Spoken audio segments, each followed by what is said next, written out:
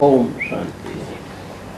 आज का रात्रि क्लास है 30 मार्च 1968। बनारस में सर्विस में मदद चाहिए। इस समय वहाँ की सर्विस वृद्धि को पाई हुई है। तो बाप कहते हैं जहाँ सर्विस देखो तो आजू बाजू जो भी लोग हैं उनको सर्विस में मदद करनी चाहिए। वहाँ सर्विस अच्छी होती है। बाबा का सदैव ख्याल रहता था। वहाँ से ही विद्वान आदि पढ़ कर के निकलते हैं। कलकत्ते वालों को भी लिखा है शांति निकेतन बहुत अच्छा है। उस तरफ कोई म्यूजियम खुल जाए, तुम्हारा नाम अभी अच्छा होता है।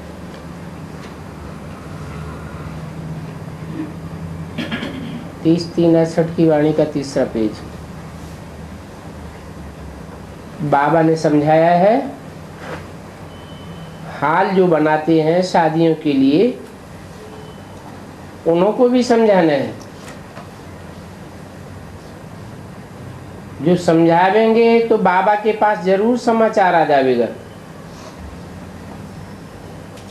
कि इन्होंने ऐसे ऐसे समझाया। धर्मशाला भी शादियों के लिए बनाते हैं। वहां लक्ष्मी नारायण के चित्र बनाए हुए। विशाल बुद्धि जो होंगे वो बड़े साइज के चित्र पसंद करते होंगे। गवर्नमेंट्स भी तो कैलेंडर्स बड़े बड़े बनाती है। छोटे चित्रों के शौकीन जो हैं तो बाबा समझता है इनकी छोटी बुद्धि है। बड़े चित्र पर समझाना बहुत सहज हो जाता है। प्रदर्शनी आदि होती है तो छोटी चीज नहीं रखनी चाहिए। बड़े बड़े चित्र अच्छे हैं। जबकि छप कर के तैयार हुए हैं तो उस पर सर्विस करनी चाहिए। ये चित्र तो बहुत अच्छे हैं और इन पर समझाया बहुत अच्छा जा सकता है। बाबा समझते हैं छोटी बुद्धि है इसलिए बड़े चित्र पसंद नहीं करते हैं। राजाओं के पास गवर्नमेंट के पास बड़े बड़े चित्र होते हैं ना। बाबा को तो 6x4 की साइज पसंद आती है। बड़ा ही क्लियर चित्र है। छोटा घर भी बल हो तो भी मुख्य चित्र 6 होने चाहिए और 6x4 के लग सकते हैं। छोटे चित्र नहीं होने चाहिए। ये तो 30x40 इंच का छपाया है तो इसको कहाँ भी ले जा सकते हैं। बच्चे समझते हैं पत्थर बुद्धियों को समझाने में कितनी मेहनत लगती है। मेहनत करेंगे तभी ऊंच पद पावेंगे। कहते हैं शिव बाबा सगाई करते हैं, ये पतियों का पति है। वास्तव में तो ये बापों का बाप, टीचर्स का टीचर और गुरुओं का गुरु है। ये पति अक्षर नहीं। हाँ, पतियों का पति है परंतु नहीं, वो तो बाप है ना। बाप से सगाई कैसे होगी। अक्षर बाबा कह देते हैं परंतु समझाते हैं मैं बाप हूं, टीचर हूं, गुरु हूं। पति नहीं बन सकते, वो तो रांग हो जाता है। अंगूठी पहनाई इसका मतलब ये नहीं सगाई नहीं है, ये यादगार है। शिव बाबा की याद रहेगी। शिवपति कहना अक्षर रंग हो जाता है।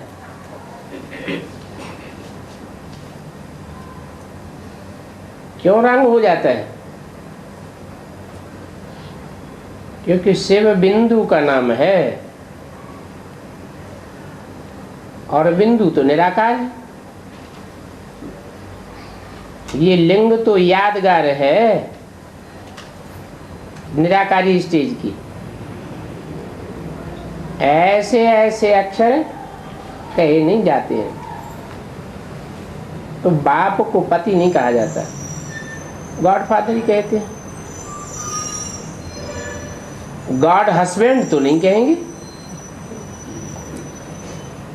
तो ऐसे ऐसे अक्षर विचार करके बोलना चाहिए, कोई भी उल्टा अक्षर न निकले। भगवान क्या सिखलाते हैं? ऐसी ऐसी बातों को थोड़ा करेक्ट करो। मुख्य है ही 3 संबंध, बाप, टीचर और गुरु,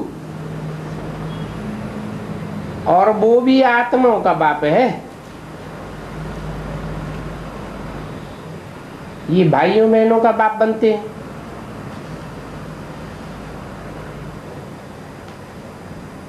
एडॉप्टेड बच्चे हो तो बच्चे बच्चे ही कहेंगे। तो इनके लिए मत समझो। और डायरेक्शन भी वह देते हैं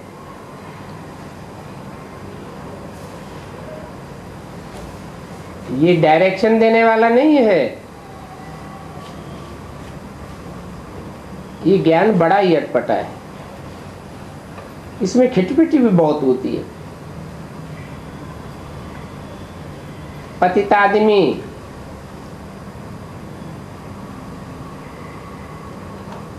कहते हम भगवान हैं,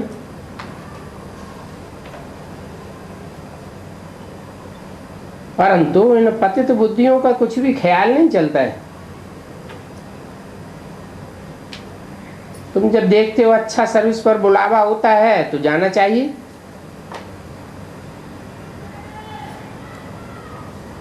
एक और 2 रोज में कोई नुकसान नहीं हो जाता है।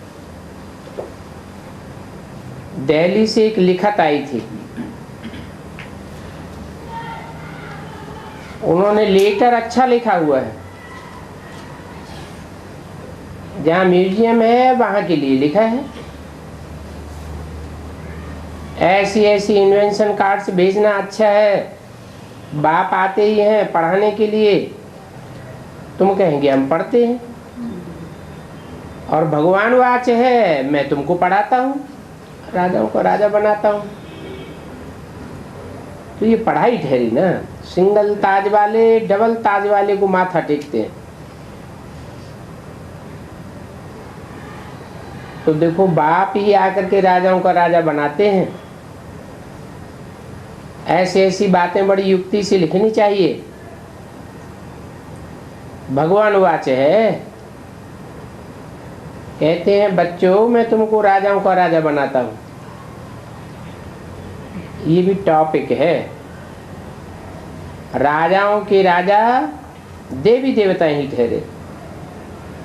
ऐसे ऐसे विचार सागर मंथन कर तुम्हारा अमृत बेला होगा। उस समय टाइम बहुत शुद्ध होता है।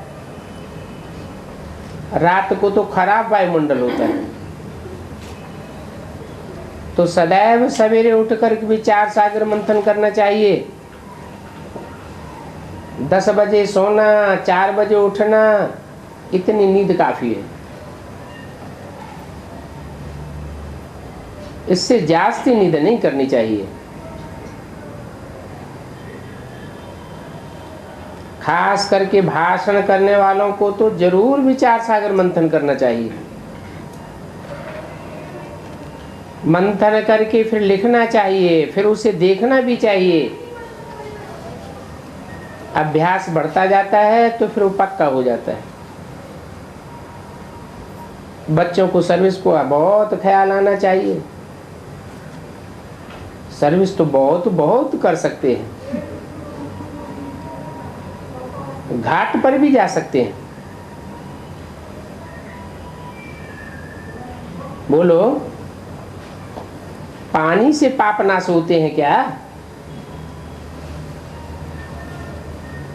पानी से शरीर साफ होगा, आत्मा कैसे साफ होगी?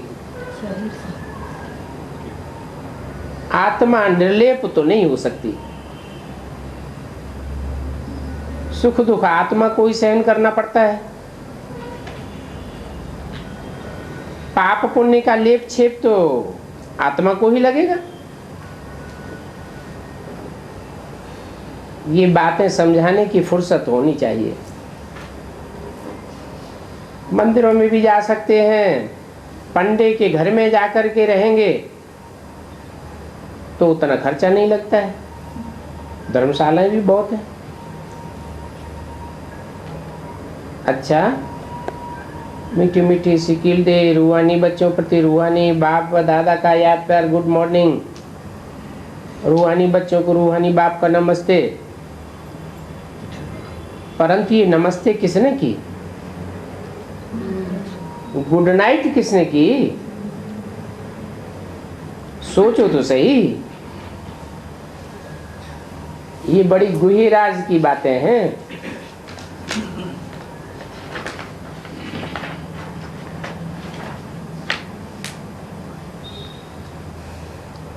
आज का प्रातः क्लास है 29 मार्च 68। अपन को आत्मा समझ परमपिता परमात्मा के साथ योग लगाने से कहेंगे योगी। वो ही सच्चा योगी है, क्योंकि बाप तो सच है ना। सच्चा अविनाशी होता है।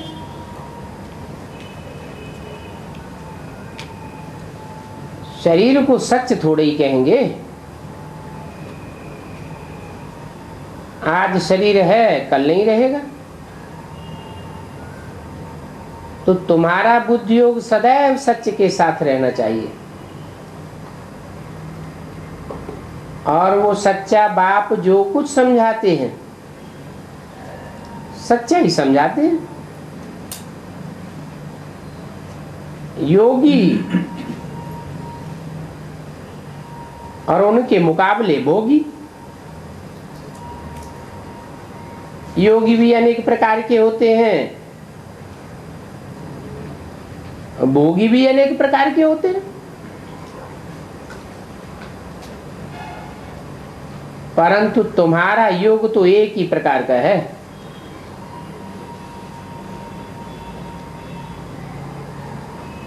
उन्हों का तो समय ही अलग है। तुम्हारा संगम युग समय है, तुम्हारा समय अलग है। तुम पुरुषोत्तम संगम युग के हो, तुम्हारा योग ही पुरुषोत्तम संगम युग योग है। और तो किसी को भी संगम युग का पता ही नहीं है।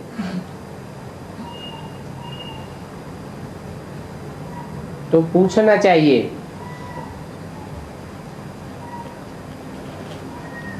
कि पावन योगी हो या पतित भोगी हो।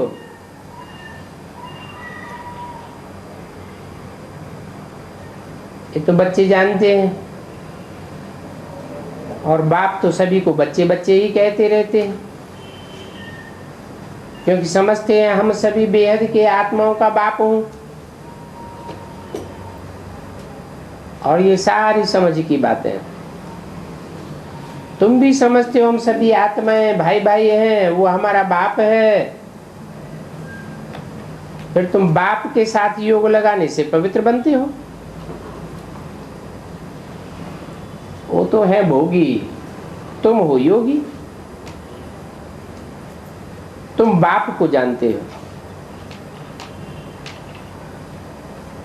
बाप अपना परिचय देते हैं। ये भी तुम समझते हो कि ये पुरुषोत्तम संगम युग है जिसका तुम्हारे सिवाय और कोई को पता नहीं है।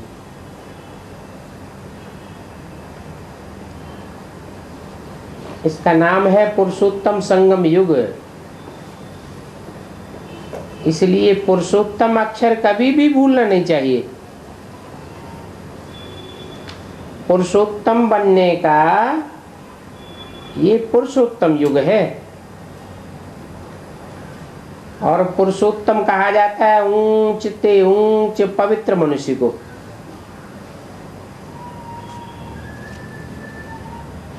नाम ही है पुरुषोत्तम। जो भी पुरुष मात्र हैं उनमें उत्तम ते उत्तम। जानते हो ऊंच और पवित्र ये लक्ष्मी नारायण ही थे। अभी उनके टाइम का पता भी तुमको लग गया है।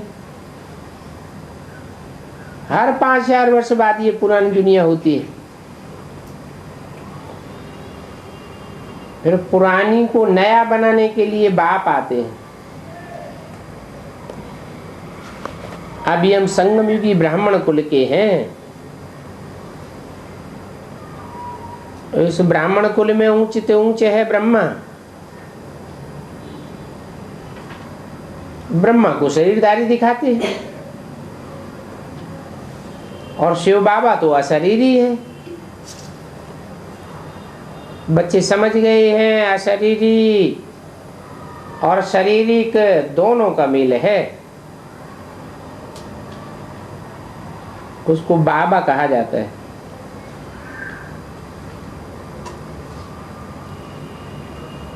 ये वंडरफुल रथ है और शास्त्रों में इनका गायन भी है। यादगार मंदिर भी बनाते हैं। कोई किस रीति रथ को श्रृंगारते हैं। ये भी बाप ने बताया है बहुत जन्मों के अंत के भी अंत में प्रवेश करता हूं।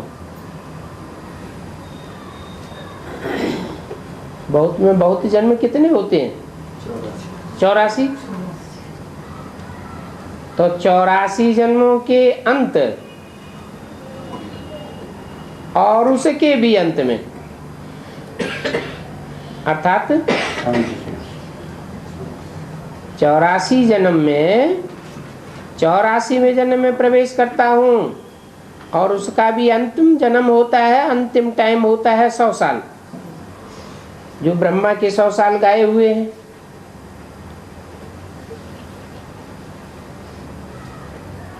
प्रवेश करता हूँ कितना क्लियर समझाता हूँ।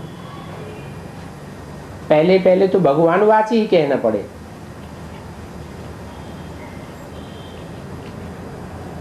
तो भगवानवाच में बहुत जन्मों के अंत के भी अंत में आता हूं। और ये बात तो तुम बच्चों नहीं समझिए और कोई कब समझा ही नहीं सकते हैं कि बहुत जन्मों के अंत के भी अंत का टाइम कौन सा होता है। तुम बच्चे भी कब कब भूल जाते हो। तो पुरुषोत्तम संगम युग ये अक्षर बहुत जरूरी है।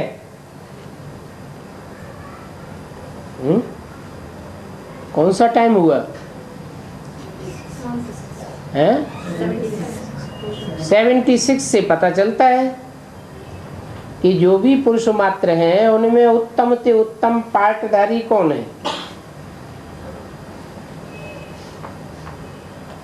ये भी लिटरेचर आदि में लिखना भूल जाते हैं। पुरुषोत्तम अक्षर लिखने से समझेंगे कि ये पुरुषोत्तम संगम युग ही कल्याणकारी युग है।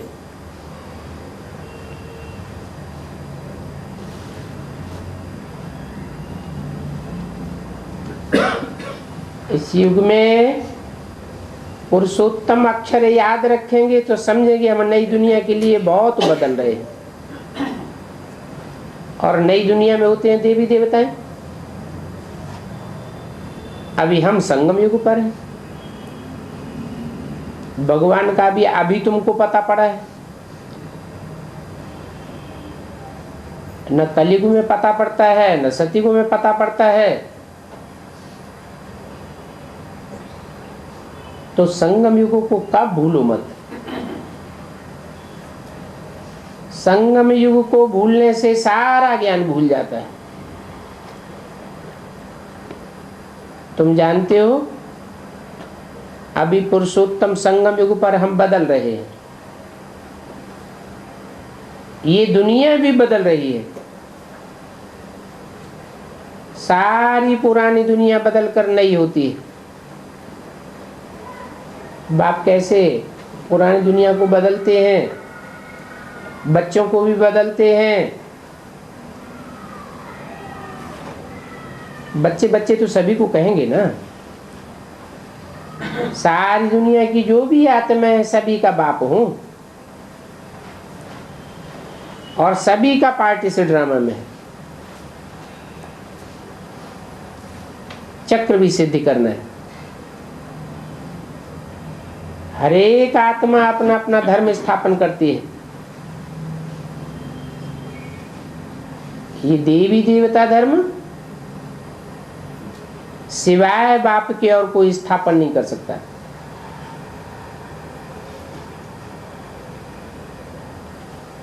ये देवता धर्म कोई ब्रह्मा स्थापन नहीं करते हैं, ब्रह्मा द्वारा स्थापना होती है। नई दुनिया में देवी देवता धर्म कहेंगे। इस पुरानी दुनिया में तो मनुष्य ही मनुष्य है। नई दुनिया में होते हैं देवी देवताएं। देवताएं पवित्र रहते हैं। वहां रावण राज्य नहीं होता है। बाप आकर के तुम बच्चों को रावण राज्य पर जीत पहनाते हैं।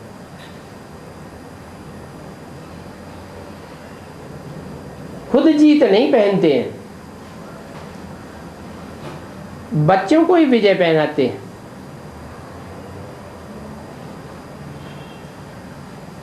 रावण पर विजय पहनने से राम राज्य हो जाता है।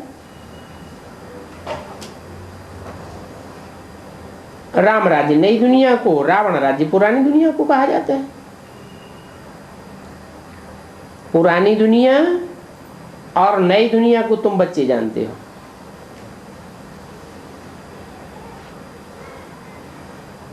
राम राज्य कैसे स्थापन होता है ये तुम बच्चों के सिवाय और कोई जानते ही नहीं। रचयिता बाप बैठ बच्चों को रचना का राज समझाते हैं। ये बाप है रचयिता मनुष्य सृष्टि का बीज।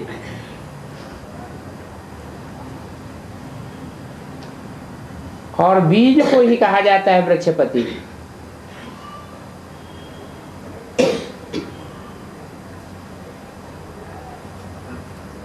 अभी वो तो जड़ बीज होते हैं, उनको ऐसे नहीं समझेंगे वृक्षपति।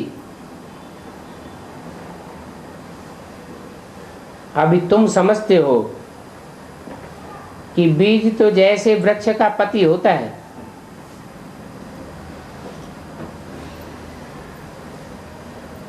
बीज से ही सारा झाड़ निकलता है। वो तो होते हैं जड़ झाड़, जड़ बीज, और ये तो फिर है चैतन्य बीज। और चैतन्य मनुष्य सृष्टि का झाड़ है। उस बीज को कहते हैं सत्य चित्त आनंद स्वरूप। मनुष्य सृष्टि का बीज रूप ये चैतन्य है, उनकी महिमा की जाती है। चैतन्य है इसलिए उनमें सारा ज्ञान है। जड़ बीज में कोई ज्ञान थोड़ा ही होता है। ये मनुष्य सृष्टि रूपी झाड़ बड़ा है। ये सारे विश्व का कितना बड़ा झाड़ है, और कितनी बड़ी विश्व है।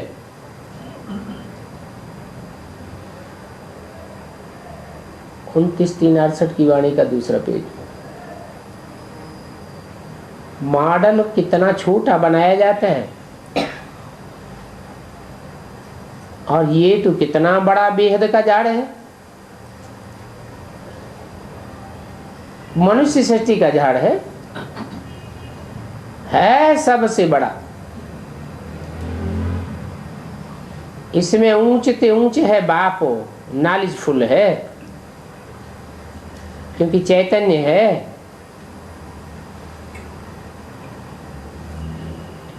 उन झाड़ों का नॉलेज तो बहुतों का होता है, परंतु इस झाड़ और बीज की नॉलेज एक बाप ही देते हैं।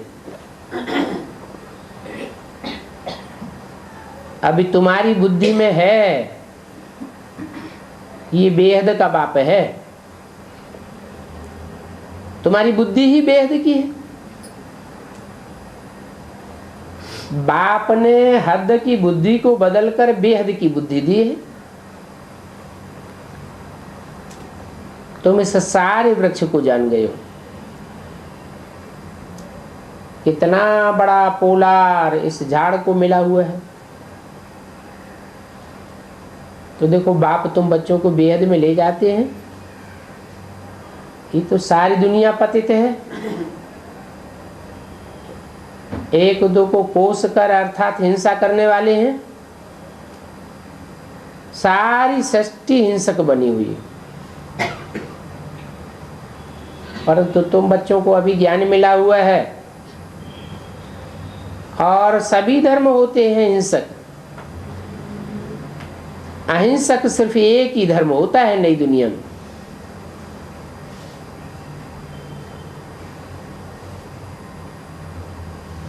क्यों? महात्मा बुद्ध का धर्म अहिंसक नहीं कहेंगे।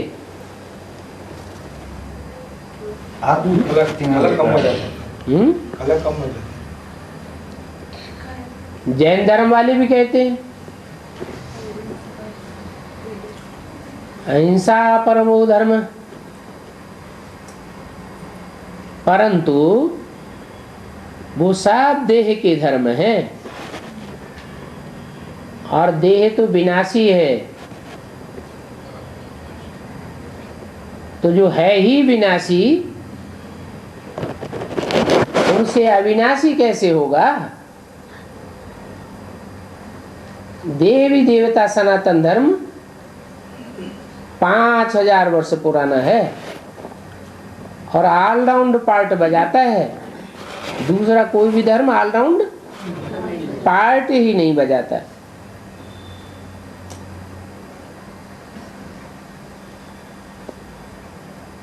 वो धर्म भी है विनाशी, और उनके धर्मखंड भी विनाशी।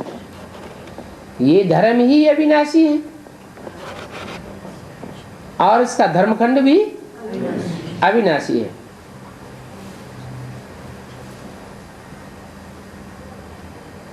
अहिंसक धर्म को राम राज्य कहा जाता है।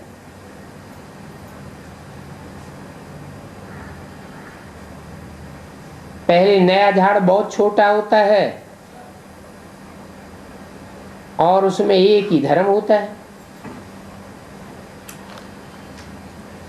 पहले थुर में एक धर्म है, फिर फाउंटेन 3 ट्यूब्स निकलती हैं एक जैसी। ये फाउंडेशन है आदि सनातन देवी देवता धर्म का। फिर उनसे 3 ट्यूब्स निकलती हैं। पहले थुर, फिर टारटारियां छोटे छोटे कितने निकल पड़ते हैं। अभी तो इस झाड़ का थुर ही नहीं है, और कोई भी झाड़ ऐसा नहीं होता है। इसलिए इस मनुष्य षष्ठ रूपी झाड़ का मिसाल बड़ के झाड़ से एक्यूरेट दिया जाता है। बड़ का झाड़ बिगर बिना थुर के बड़ी, बाकी सारा झाड़ खड़ा हुआ है, थुर है ही नहीं।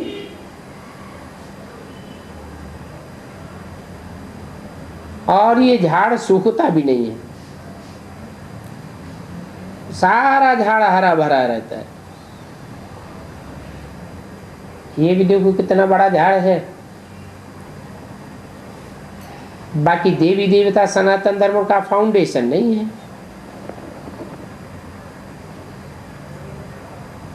परंतु थुर होगा तो ना। राम राज्य अर्थात देवी देवता इस थुर में ही आ जाता है। बाप ने समझाया हम कैसे तीन धर्म स्थापन करते हैं। ये बातें तुम संगम युगी ब्राह्मण ही समझते हो। कौन से 3 धर्म स्थापन करते हैं? और जो फेल होते हैं वो क्षत्रिय। तुम ब्राह्मणों का ये है छोटा सा कुल, फिर छोटे छोटे मठपंथ कितने निकलते रहते। अब देखो ये अरविंदो आश्रम है, कितना जल्दी जल्दी वृद्धि को पाया है, क्योंकि उसमें विकार के लिए कोई मना ही नहीं करते हैं। यहाँ तो बाप कहते हैं काम महाशत्रु है, उन पर जीत पानी है। ऐसी बात और कोई तो कह ही नहीं सकता।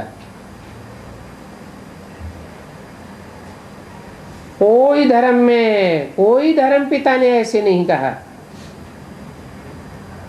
नहीं तो उनके पास हंगामा हो जावे।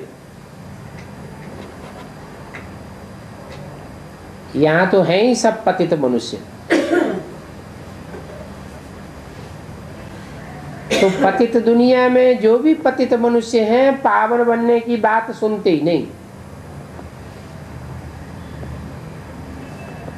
कहते हैं विकार के बिगर बच्चे पैदा कैसे होंगे। अब इन विचारों का दोष भी नहीं है। गीता पाठी कहते हैं भगवान वाच काम महाशत्रु है, उनको जीतने से जगत जीत बनेंगे, परंतु फिर भी समझते नहीं है। वो जब ये अक्षर सुनाते हैं तो उन सुनाने वालों को पकड़ना चाहिए। कौन सा अक्षर? काम महाशत्रु है। इसलिए बाबा कहते हैं जैसे हनुमान के दर पर जूतों में जाकर के बैठता था, ऐसे तुम भी जाकर बैठो।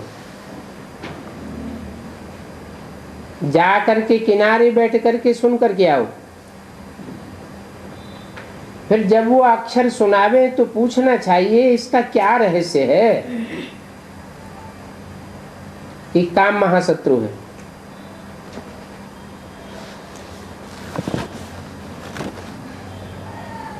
ये दुनिया तो काम के बिगर चलती नहीं।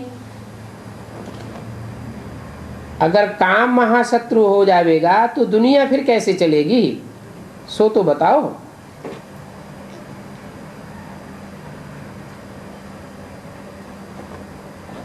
देवताओं की पूजा करते हैं तो देवता बनने के लिए इन विकारों को छोड़ना पड़े ना। और ये बात भी तुम ही कह सकते हो। जो खुद पवित्र नहीं रहते वो दूसरों को सुना भी नहीं सकते। सुनावेंगे तो असर भी नहीं पड़ेगा। तुम जानते हो अभी राम राज्य की स्थापना हो रही है, तो महावीर तुम हो, इसमें डरने की बात नहीं है। कोई भी पत्थर नहीं मारेंगे। बहुत ही प्यार से पूछना चाहिए, स्वामी जी आपने अभी सुनाया काम महाशत्रु है, इन पर जीत पाने से जगत जीत विश्व का मालिक बनेंगे। गाते भी हैं काम जीते जगत जीत।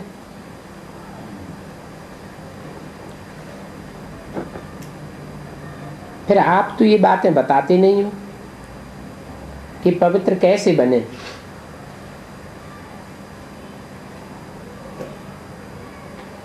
अभी तुम बच्चे तो पवित्रता में रहने वाले महावीर हो। जो महावीर हैं वो ही विजय माला में विजय पिरो जाते हैं। बाकी ये लोग जो जो सुनाते हैं और रंग बातें बताते हैं। ऐसी रंग बातें सुनने से मनुष्यों के कान हिरे हुए हैं।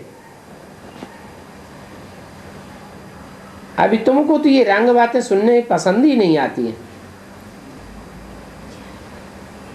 राइटियस बातें तुम्हारे कानों को अच्छी लगती है। तो बाप कहते हैं हियर नो इविल। मनुष्यों को सुजाग जरूर करना है कि भगवान ही कहते हैं पवित्र बनो। वो भगवान एवर प्योर है।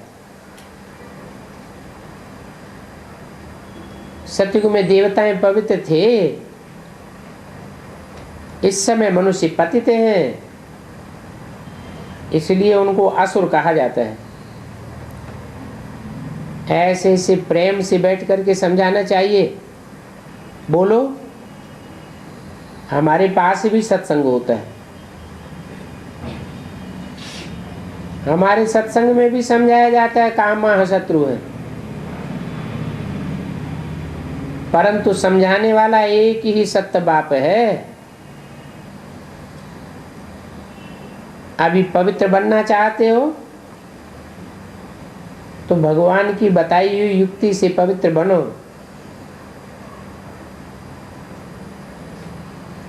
महावीर के लिए दिखाया जाता है कि रावण भी उनको हिला ही नहीं सका,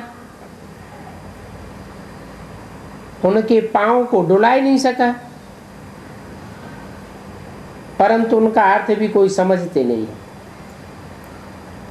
वो समझते हैं कोई स्थूल पांव नहीं डिगा सका। ये मनुष्य रामायण कितना पढ़ते हैं, परंतु इस रामायण में तो बहुत ग्लानि है। राम की सीता चुराई गई, कृष्ण के लिए कहते हैं खुद रानियों को चुराया। ये सभी ग्लानि की बातें लिखी हैं। बाप समझाते हैं कि कितनी ग्लानि की है। तब ही कहते हैं यदा यदा ही धर्मस्य,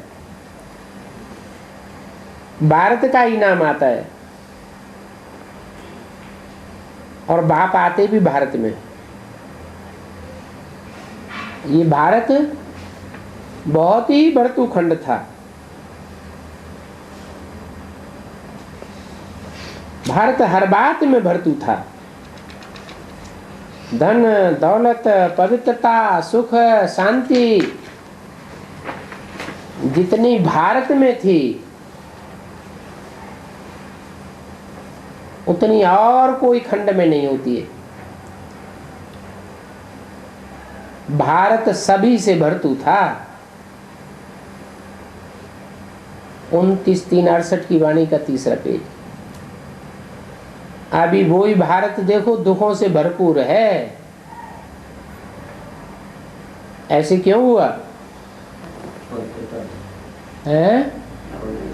अपवित्रता के कारण ऐसा हुआ। ऐसी अपवित्रता कहाँ से आई? जन्म लेते लेते जन्म तो लिए, सत्य को त्रेता में भी जन्म लिए, परंतु वहां तो अपवित्रता नहीं थी। हाँ, ये जो विधर्मी आत्माएं आई, इनके संग के रंग में आते आते हमारा क्या हाल हो गया। इसलिए पुकारते हैं, हे दुख हरता, हे सुख करता। तुम भी कितनी खुशी से बाप से पढ़ते हो। ऐसा कौन होगा जो बेहद के बाप से सुख का वर्षा न लेता हो। तो पहले पहले तो अलफ पर समझाना चाहिए। क्या बिंदु पर नहीं समझाना चाहिए है? बेसिक नॉलेज में तो पहले बिंदु पर ही समझाते हैं।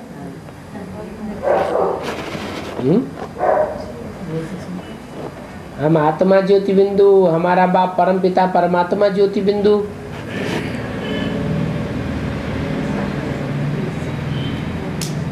तो बिंदु आत्मा परमात्मा पहले समझाना चाहिए या अलफ बे समझाना चाहिए? अलफ नहीं समझने से कुछ भी रहस्य बुद्धि में नहीं आवेगा।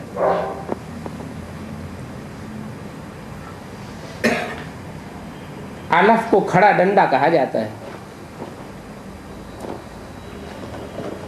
है? उर्दू में पहला अक्षर अलफ, खड़े डंडे को अलफ कहा जाता है। माना वो अलफ संसार में अलफ के रूप में जब से प्रत्यक्ष होता है तब से लेकर अंत तक पुरुषार्थ में खड़ा रहने वाला है। उस अलफ को न समझने से कुछ भी रहस्य बुद्धि में नहीं आवेगा। बेहद का बाप जो बेहद का वर्षा देते हैं, क्या कौन सा बाप है? तो बेहद का, लेकिन वर्षा भी बेहद का देने वाला है। अखंड सुख शांति का वर्षा देने वाला है। तो पहले तो उस बाप को जानना चाहिए।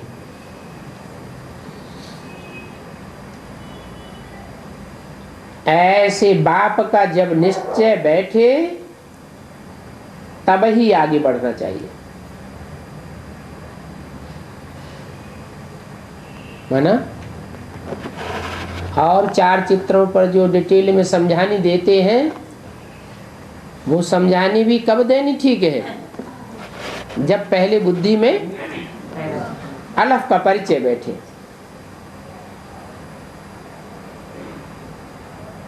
बच्चों को बाप से कुछ भी प्रश्न पूछने की दरकार तो नहीं है। बाप पतित पावन है तो उनको याद करो,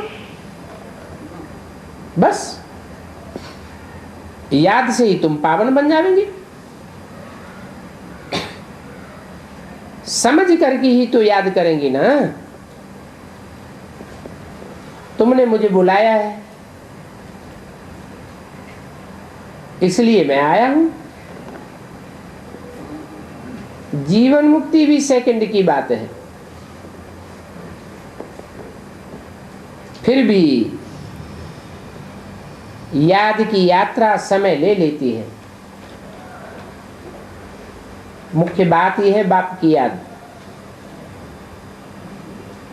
और इस याद की यात्रा में ही विघ्न पड़ते हैं। अगर विघ्न न पड़े तो यात्रा निरंतर हो जावे।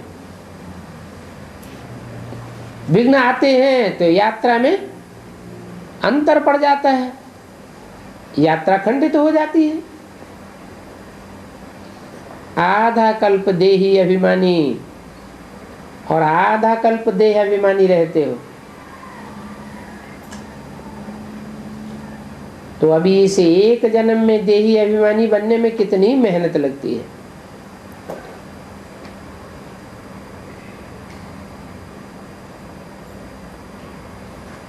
इसके लिए तो सहज है।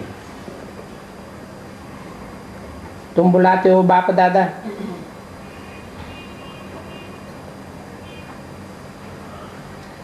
ये भी समझाते हैं कि बाप की सवारी हमारे सिर पर है।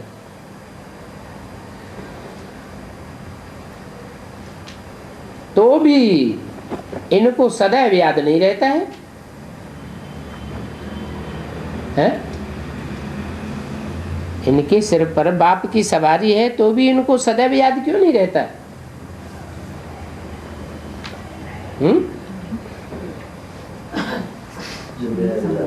समझता भी हूं, मैं उनका रथ हूं। शिव बाबा इस रथ पर विराजमान है।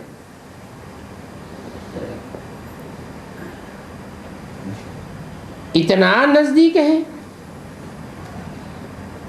फिर भी कहा, बाबा कहते हैं तुम बाबा से भी जास्ती चार्ट रख सकते हो, मेरे से भी जास्ती तुम याद कर सकते हो। ये क्या बात हुई?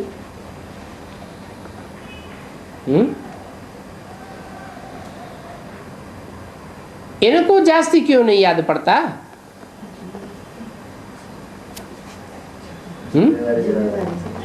जिम्मेवारी जास्ती माँ है ना। ये खुद कहते हैं, मेरे सिर पर तो विराजमान ही है, इकट्ठे हैं, तो भी ये आ जाता है। समझाने वाला तो मैं ही हूं।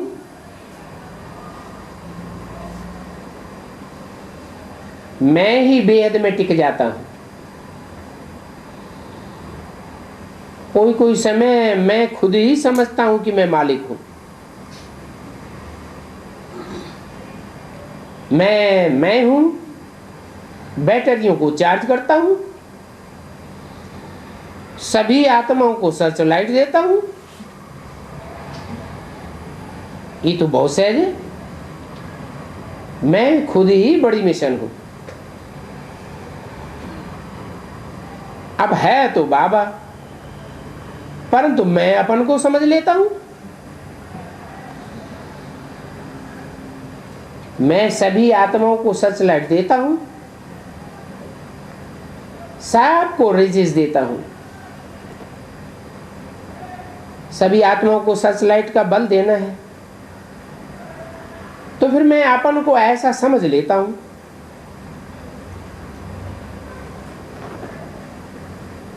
इसके होते भी बाबा फिर कह देते हैं, तुम बाप के साथ योग में रहने का पुरुषार्थ करते हो और मैं घड़ी घड़ी मालिक बन जाता हूं। तो ये कोई कायदे अनुसार पुरुषार्थ थोड़े हुआ। मैं याद कहां करता हूं?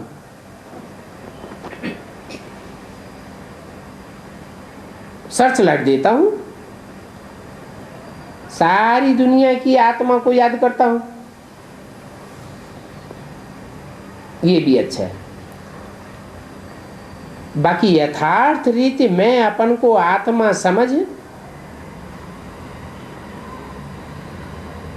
बाप को याद नहीं करता हूं। घड़ी घड़ी वह बन जाता हूं।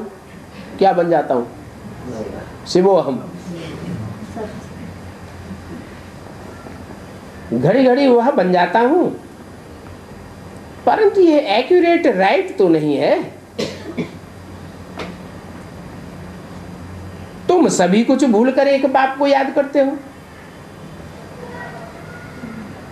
मैं सब कुछ भूल कर एक बाप को याद नहीं कर पाता हूं।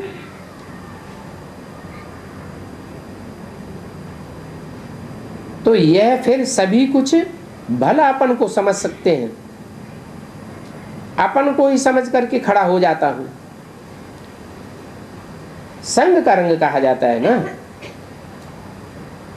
तो बाबा के संग का रंग इन पर भी चढ़ जाता है। कहते हैं मैं भी उनके संग के रंग में रंग जाता हूं। ये सब बातें विचार सागर मंथन करके तुम बच्चों को समझाते हैं। सारी दुनिया की आत्माओं को सच लाइट देता हूं, ताकत देता हूं, ऐसा हो जाता है। बैटरी होकर के तो बैठना ही है। तुमको भी संपूर्ण बैटरी बनना है। तभी बाबा ने उस दिन भी कहा था, मैं भी जैसे बाप बन जाता हूं। बाबा को ऐसा समझने से भी खुशी होती है। बैटरी हूं, काम करता हूं,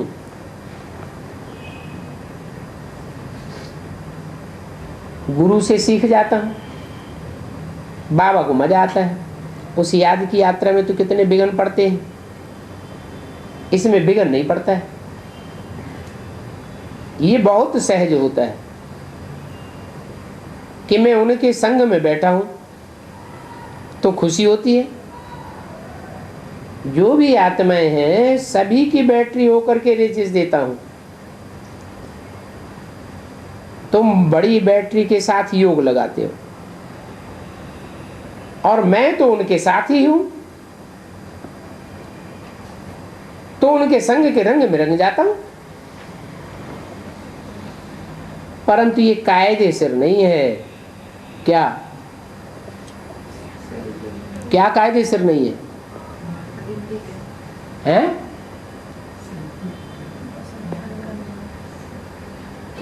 है संग का रंग बिंदी आत्मा का बिंदी के साथ लगता है कि जब बिंदी साकार में आती है तब संग का रंग लगता है। जब तक बिंदु बाप साकार में ना आवे तब तक संग का रंग भी कैसे लगावे। तो बोला ये हमारी याद कायदे सिर नहीं है, ये भी समझ लिया। बाप कहते हैं सिर्फ मुझे याद करो, सिर्फ मुझे याद करो, मैं फिर बैटरी बन जाता हूं। फिर भी दुनिया को तो भूल जाता हूं ना। देखते हुए कुछ भी देखने में नहीं आता है। बाप के लिए तो दुनिया है ही नहीं, तब तो बैटरी कहा जाता है। तो बाबा को मजा आता है, साथ में है तो संग का रंग लग जाता है। फिर भी कोशिश करता हूँ बाबा को याद करने की, बहुत उनकी महिमा करता हूँ, बहुत प्यार करता हूँ। बाबा आप कितने मीठे हो, हमको कल्प कल्प कितना सिखलाते हो। फिर आधा कल्प हम आपको याद भी नहीं करता हूँ, अभी तो बहुत याद करता हूँ। कल हमारे में कुछ भी ज्ञान नहीं था, जिनकी पूजा करते थे हमको पता ही नहीं था कि हम खुद ही ये बन जाएंगे। अभी बन डर लगता है। योगी बनने से फिर देवी देवता बन जाएंगे। मेरे ये सभी बच्चे हैं, बहुत ही प्यार से संभालते हैं, पालना करते हैं। ये भी हमारे समान नर से नारायण बन जावे।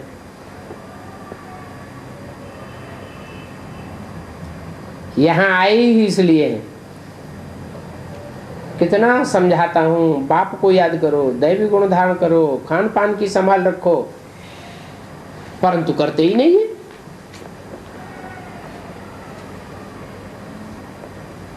तो समझता हूं अर्जुन अभी समय पड़ा है। 29/3/68 की वाणी का चौथा पेज। कुछ न कुछ भूलें होती रहती हैं, छोटी या बड़ी। प्यार से समझाता हूँ भूले नहीं करो, किसको दुख न दो, भूल करते हो तो गोया दुख देते हो। बाप तो को कभी दुख नहीं देते हैं, वो तो सिर्फ डायरेक्शन ही देते हैं। मामे कम याद करो तो तुम्हारे विकर्म विनाश हो जाएंगे, बहुत मीठा बन जाएंगे। ऐसा लक्ष्मी नारायण जैसा मीठा बनना है, दैवी गुण धारण करना है, पवित्र बनो। अपवित्र को आने का यहाँ हुक्म ही नहीं है, परंतु कब कब आने देते हैं, वो भी अभी। क्या अपवित्र को यहाँ आने का अलाउ कब तक करते हैं? अभी अलाउ करते हैं जब इस तरफ बहुत भारी हो जाएगा।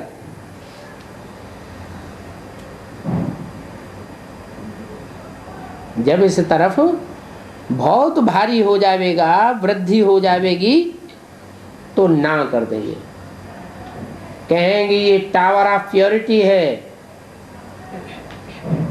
टावर ऑफ साइलेंस है, ये ऊंचते ऊंचे है, एक ही सत्य है, बाकी दुनिया में सब झूठ है। तो अभी अपन को आत्मा समझ बाप की याद में रहना है। ये हाईएस्ट टावर है और हाईएस्ट पावर है, वहां बड़ी साइलेंस रहती है। आधा कल्प का कोई झगड़ा नहीं होता। यहाँ तो देखो कितना झगड़ा आदि लगा पड़ा है, शांति हो नहीं सकती। शांति का धाम है ही मूल वतन। फिर शरीर धारण करके विश्व में पार्ट बजाने आते हैं, तो वहां भी शांति रहती है। आत्मा का स्वधर्म है ही शांति। अशांति ये रावण कराता है। तुम शांति की शिक्षा पाते रहते हो, कोई गुस्से में आते हैं तो अशांति कर देते हैं। इस योग बल से तुम्हारे में सभी किचड़ा निकल जाता है, याद से किचड़ा भस्म हो जाता है, सारी कट निकल जाती है। बाप कहते हैं कल तो तुमको शिक्षा दी थी, क्या वो तुम सारी शिक्षाएं भूल गए हो?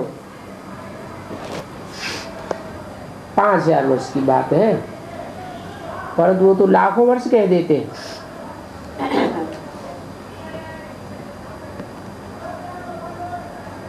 99% झूठ ही झूठ है, इसलिए कहा जाता है झूठी माया, झूठी काया, झूठा सब संसार।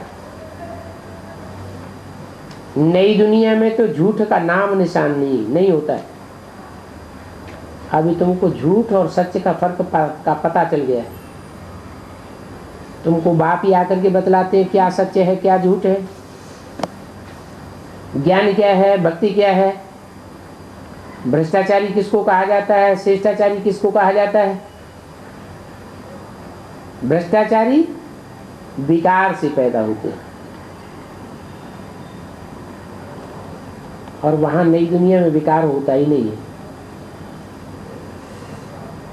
तुम खुद कहते हो संपूर्ण निर्विकारी, वहां रावण राजी नहीं होता। तो ये सहज समझने की बातें हैं, परंतु फिर क्या करना चाहिए? और पवित्र तो जरूर बनना है, वैश्यालय में वैश्या नहीं बनना चाहिए। इस वैश्यालय में, विषय सागर में गोते खाते खाते क्या हाल हो गया है। इसलिए बाबा पर्चे छपवाए हैं, कलयुगी विकारी हो या सतयुगी निर्विकारी हो। परंतु बंदर इन बातों को समझते थोड़े। कोर्टों में कोई ही निकलेंगे जो इस कुल का होगा, तो उनको ये बात जचेगी, ख्याल में आवेगा कि जाकर के इनका अर्थ समझो, थोड़ा टच होगा। ये लिखत तो राइट है बरोबर, विकारी तो सारी दुनिया है। दूसरी बात, म्यूजियम में तो बहुत मनुष्य आते हैं, तो बहुतों को देख करके मनुष्य समझते हैं जरूर यहाँ कुछ है, तो इतनी भीड़ भाड़ होती है, ये कोई बड़ी संस्था है। ऐसे चित्र आदि तो कोई निकाल नहीं सकता, इसकी बुद्धि में बैठी ही नहीं, बैठेगा ही नहीं। विराट रूप का चित्र कितना अच्छा है, मनुष्य पुनर्जन्म तो जरूर लेते हैं, परंतु वह मनुष्य कहते हैं 84 लाख जन्म, और हम कहते हैं मनुष्य के सिर्फ 84 जन्म। और कोई तो ऐसे भी है जो पुनर्जन्म को ही नहीं मानते, हम कहते हैं सिर्फ ईश्वर ही है जो पुनर्जन्म नहीं लेते हैं, ये हम कहते हैं। अच्छा देखो ये मनोहर बेटी है, कितनी सर्विस करती है।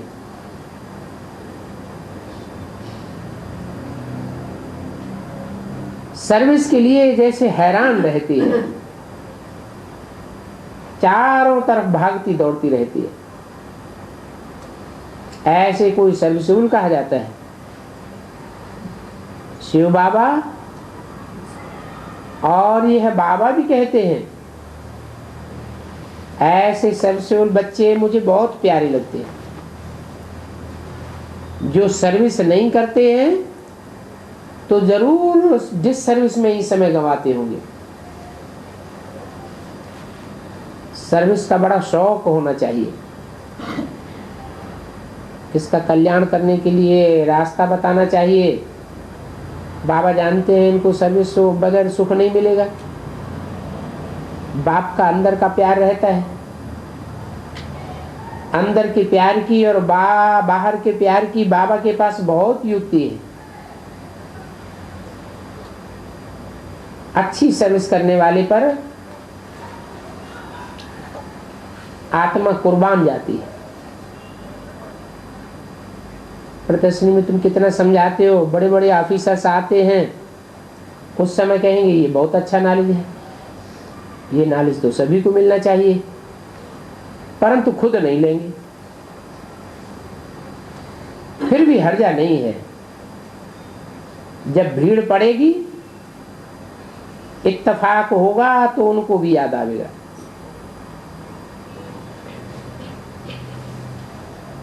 जब मसान में जाने का समय आता है तो वैराग आता है ना।